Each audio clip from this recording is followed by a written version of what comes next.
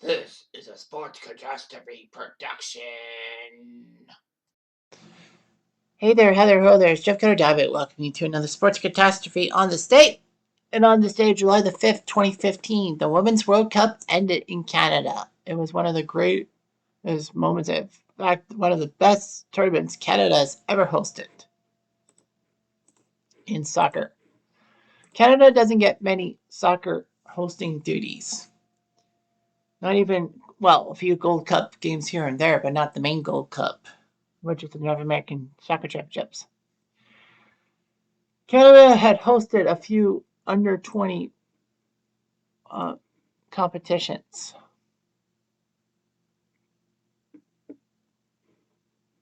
As they would actually host primarily the 2007 under 20 soccer championships, which saw Argentina put up the victory thanks to Messi and friends. Anyway, the 2015 World Cup was given to Canada because the other country who wanted to join to it was Zimbabwe, pulled out. So Canada did it and all that. 6 cities across Canada in 5 time zones got to host this event. The tournament started June 6, 2015 and ended July 5th, 2015.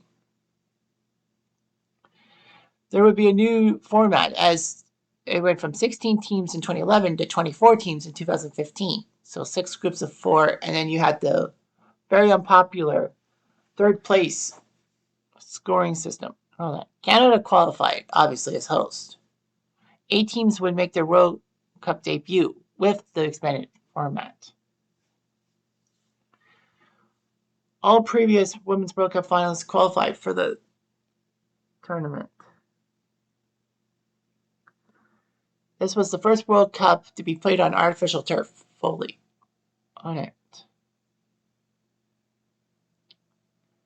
So it was weird how Canada and Zimbabwe were the only 2 countries to get involved. So Canada hosted the U16 in 1987, the women's under 19 2002, which saw Carol Lane be a breakout star and then injure herself. The U20 World Cup of 2007, which was huge. And 2014, the FIFA Under 20 Women's World Cup. So it went through all that.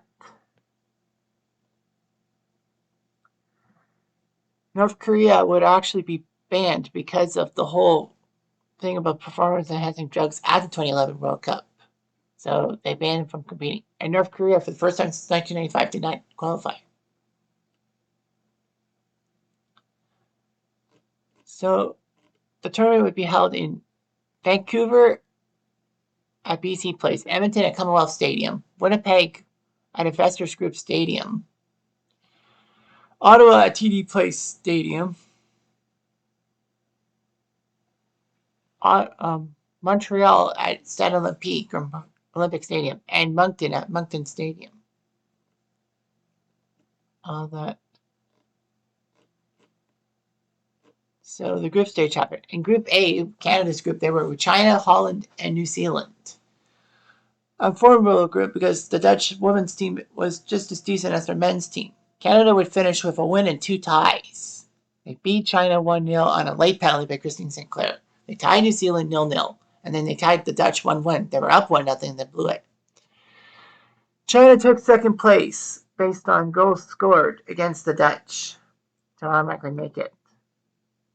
In Group B, Germany and Norway qualified quite handily with 7 points, 2 wins and a tie, and they both were former champions. Thailand and the Ivory Coast had no clue what could happen. Thailand gave up 10 goals that tournament, but Lord, we would not know how many goals they would give up to the United States years later. In Group C, Japan and Cameroon qualified, with Switzerland and Ecuador bringing up the rear. And the big part was that every game was played to a decision. There were no ties in that group. Group D saw the U.S. and Australia qualify with first and second place. The Americans took 2 wins and a tie. The Americans beat Australia 3-1, tied Sweden 0-0, and then beat Nigeria 1-0. In Group E, Brazil and Korea would qualify handily with Costa Rica and Spain bringing up the rear. which was weird because, you know, we all know about Spain's World Cup win, Women's World Cup win in 2023. But let's not forget that, you know, there were humble beginnings in Spain and they couldn't really do too much. But now, 8 years later, they have a World Cup belt. So Brazil and South Korea. And in Group F, France and England would take part in it. Both qualified with 2-1 marks. France over England based on head-to-head.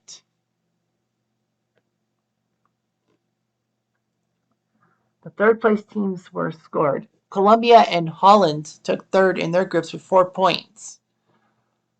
And so they qualified as part of the third place team. Costa Rica was third in Group E, but they only had 2 points, so they were eliminated. It was down to Switzerland, Sweden, and Thailand. And based on goal differential, Switzerland and Sweden got in, Thailand did not. So they went to the knockout stage. Germany beat Sweden 4-1.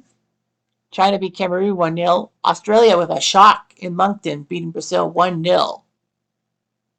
France took out South Korea 3-0. Canada scored once against Switzerland to win 1-0. England beat Norway 2-1.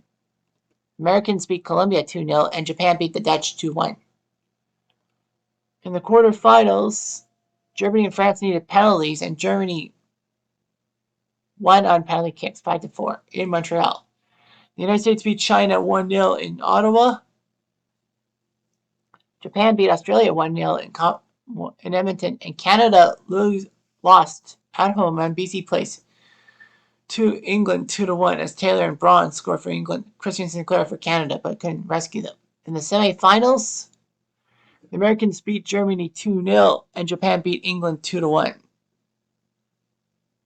Well, Japan won by the cruelest way to end the game, if you will, as Bassett, the England defender, batted in her own net, and Japan won the match.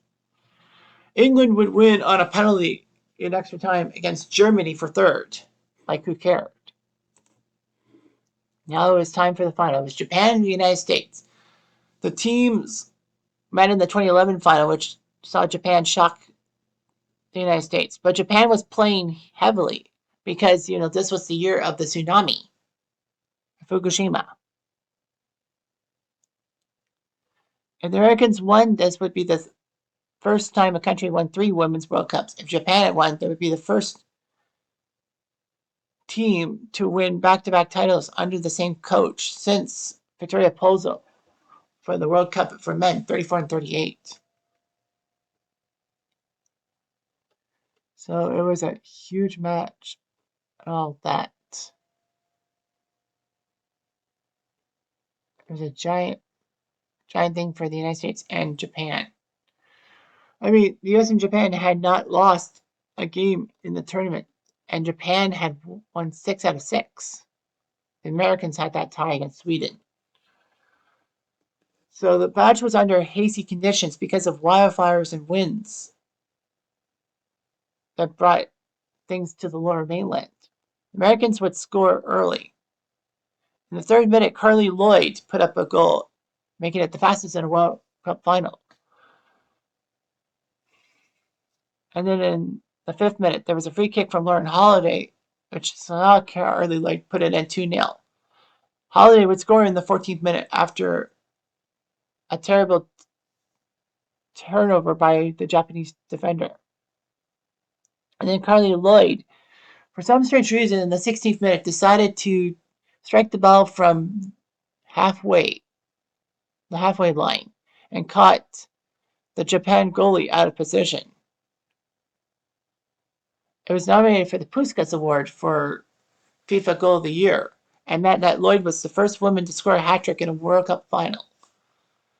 And the first player, male or female, since Geoff Hurst famously did so in 1966 for England at the World Cup. Although, we all know Hurst's goal second goal should not have counted. Mbappe would score a hat-trick in the 2022 World Cup final. And all that.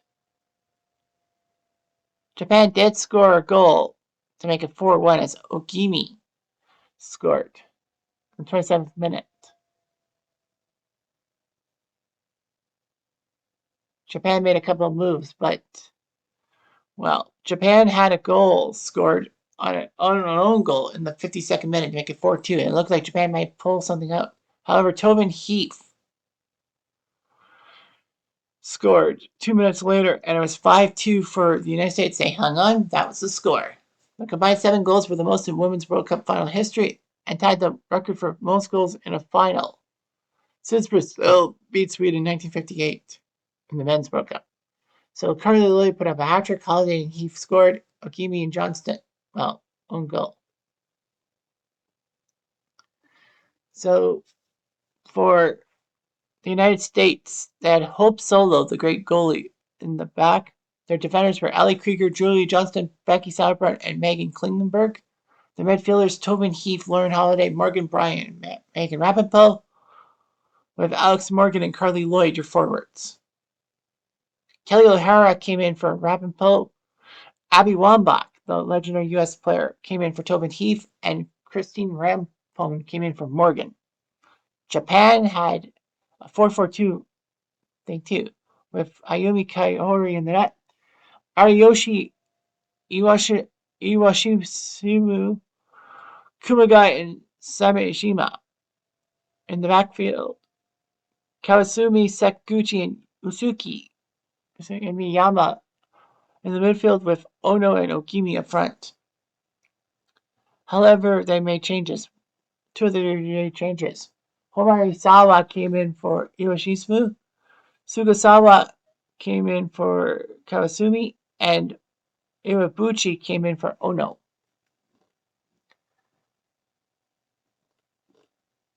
It was just amazing. There were a lot of things going on. Carly Lloyd was the first woman to score a hat-trick in a Women's World Cup final, and the fastest from kickoff. All that.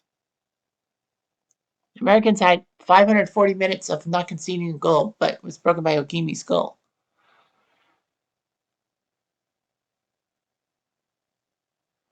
And Christy Rampone, who actually played for the 99 U.S. team when they won the championship 16 years prior, came on. That was amazing.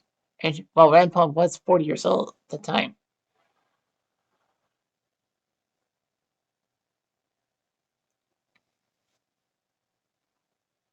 So, anyway, Fox reported 25 million viewers for that game against Japan, and I wouldn't fight that. The U.S. team was awarded $2 million for their prize money for their victory. However, this paled in comparison to the 2014 men's champion Germany, who had got $35 million. There would be a ticker tape parade in New York City. It was just amazing and all that.